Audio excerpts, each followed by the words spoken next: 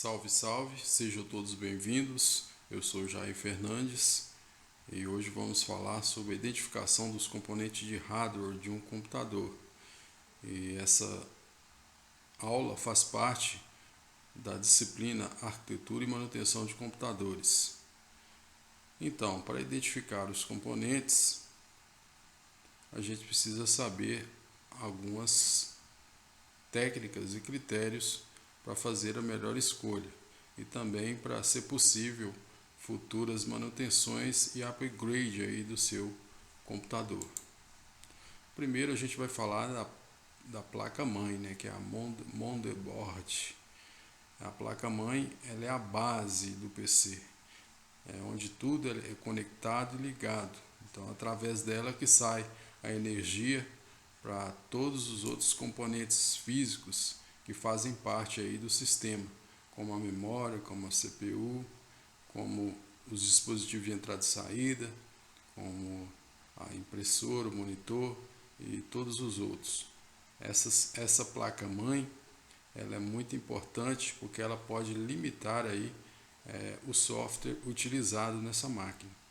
E possui diversas arquiteturas de placa-mãe, com diversos modelos e varia também do preço.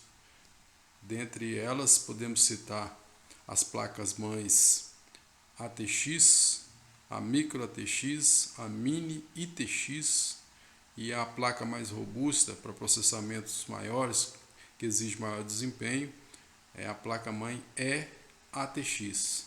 São placas mais evoluídas e tem outras também.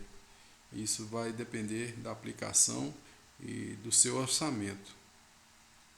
É muito importante que essa placa-mãe seja de boa qualidade para você ter uma máquina com bom desempenho. O processador é o cérebro, né? O cérebro do computador ele é responsável por executar instruções dos programas. A velocidade e eficiência do processador determina o desempenho do sistema. Então, o processador, quanto mais rápido ele for, melhor. A velocidade do processador é dada em GHz. E dentre os principais fabricantes, podemos destacar a AMD, a Intel e a ARM, que é os processadores mais empregados em dispositivos móveis. Eles são muito famosos por ter uma grande economia de energia. Agora vamos falar da memória, né? Memória RAM, a memória de acesso aleatório. Essa memória, ela é importante lembrar que ela é uma memória volátil. Quando você desligar o sistema, os dados que estiverem alocados nessa memória serão apagados. Essa é uma das características da memória RAM. É importante você lembrar disso. E todos os programas que estiverem em funcionamento automaticamente passarão pela memória para serem exibidos. E a quantidade e a capacidade dessa memória influencia muito aí na capacidade de trabalhos executados simultaneamente. Discos rígidos e também as unidades de estado sólido, que é os SSD. A diferença entre eles é que o disco rígido ele possui parte mecânica, ele tem a cabeça magnética e é gravado em disco, ele precisa fazer essa movimentação.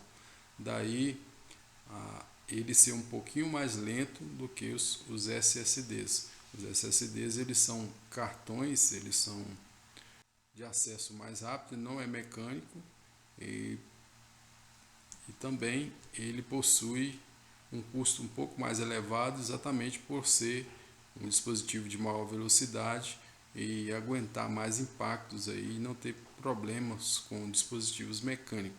Então você pode deixar ele cair que ele não vai danificar. O HD, se ele cair, dependendo da pancada que ele tomar, ele vai danificar as partes mecânicas e você pode perder todos os seus arquivos que estão armazenados aí dentro desse HD.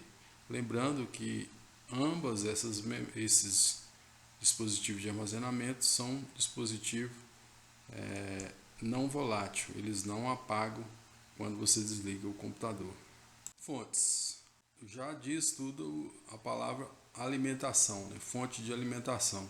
Então, sem ela não tem sistema nenhum funcionando e ela é muito importante, ela precisa ser bem escolhida para que o seu sistema funcione adequadamente. Ele deve ser observado a potência e o quanto que ela suporta e a sua usabilidade, né? As características que ela possui para que você empregue ela no seu gabinete. Existem várias fontes de alimentação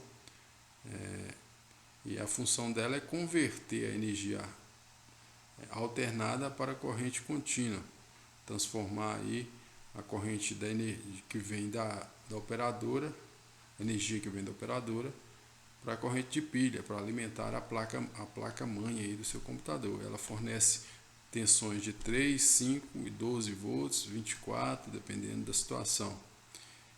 E ela também protege o computador de possíveis descargas elétricas. Dentre elas temos aí alguns modelos ATX 24 pinos e entre outros. São várias possibilidades aí de fontes no mercado. Placa de vídeo. Essa placa de vídeo, ou a GPU, é uma placa que faz aí o processamento gráfico para que você possa conseguir ver as imagens e o seu monitor possa ter um bom desempenho. É importante que a placa de vídeo seja uma placa de vídeo de boa qualidade. Para alguns processamentos, como videogames e jogos aí que exigem muito processamento de vídeo, é importante que tenha uma placa de vídeo externa. Essa placa de vídeo ela não seja a que vem na placa mãe. Temos as placas de vídeo integradas, que é as que vêm na sua placa mãe, e as dedicadas. Essas placas dedicadas elas têm um processamento mais elevado e o custo também é mais elevado. Dependendo da aplicação, você vai ter aí um custo bem elevado, mas é necessário porque você tem um grande desempenho aí em jogos, por exemplo. Drives ópticos. Esses drives já estão em desuso, com o avanço da tecnologia.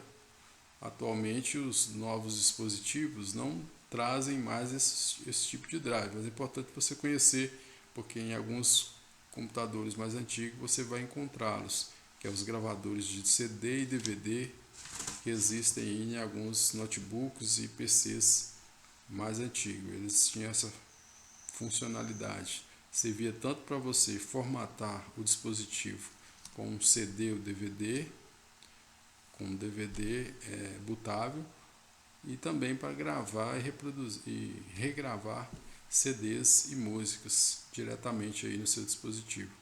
Ultimamente não está se usando mais. Cooler é o sistema de refrigeração da máquina. Esse sistema é muito importante. Comparando com um carro, se o carro não tiver esse sistema de refrigeração funcionando adequadamente, o motor vai pifar e o carro vai fundir. Isso acontece também com os PCs. Os PCs eles precisam ter essa refrigeração para que a temperatura possa se manter ali dentro do suportável e o processador funcione adequadamente. Esses coolers existem vários modelos, dentre eles esses que você pode ver aqui na imagem, que você encontra em notebooks, em alguns PCs também. Existem alguns coolers que são líquido, refrigerado com líquido. É uma unidade fechada, mas exige aí um procedimento mais técnico para montagem e manutenção do sistema. Dependendo da potência e da qualidade e da exigência da máquina, também é utilizado esse outro tipo de cooler. E aqui você pode observar que existe ali um dissipador. Esse dissipador é colocado abaixo do cooler e quando isso acontece, ele fica interrompido de poeira e de resíduos, é preciso fazer a manutenção preventiva e corretiva desse sistema, porque aqui o ar não vai circular, vai acontecer um sobreaquecimento do processador, a máquina vai travar e consequentemente não vai funcionar. Aí por isso precisa ser feita essa manutenção, aí, pelo menos a cada 3 meses, essa limpeza aí do cooler e também do dissipador.